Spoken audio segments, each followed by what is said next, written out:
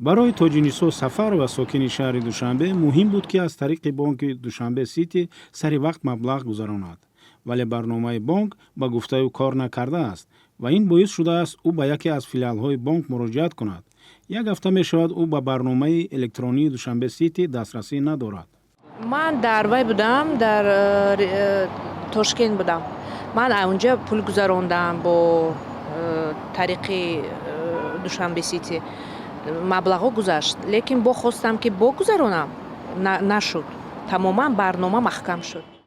در 2 هفته اخیر نگرانی ها از کار بانک دوشنبه سیتی در شبکه‌های اجتماعی نیز به نظر می رسد و برخی مشتریان شکایت دارند که برای حل مشکلیشون به بانک تماس می گیرند ولی کسی به آنها پاسخ نمی دهد.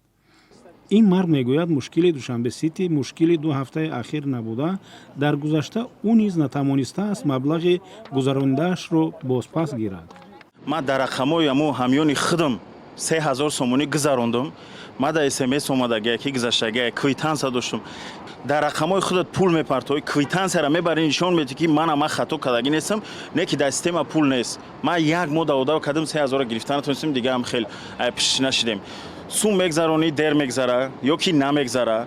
ما همچون صاحب کار همه خیلی حالاتش دیگه مشتری میگذرونه گالچکا ساوز میشه کی توش تو گذشت ما رو نمیتونیم که تو گذشتن شبسته میره چند نمیگذره بعد زنگ میزنی میگه که اطمینان نشید. در اداره دوشنبه سیتی موضوع را شرح ندادند و برنامه رسمی رادیوی آزادی تا لحظه تهیه گزارش پاسخی ناآمد. این بانک در صفحه فیسبوکی خود نوشته است که در پی راه‌اندازی نوسازی و تکمیل نظام حمیان الکترونی در دسترسی به برنامه نقصان‌های موقتی تکنیکی به میان آمده‌اند. دوشنبه سیتی با عذرخواهی از مشتریانش ادعا نموده است که چنین تدبیر برای بخطری مبلغ و اطلاعات مربوط به مشتریان بوده حالا مشکل برطرف شده است. ولی بعضی مشتریان میگویند هنوز هم حمیان الکترونی بانک گاهی درست کار نمی‌کند. دوشنبه سیتی یکی از بانک‌های تاجیکستان است که زیر تحریم اتحاد اروپا قرار داشت.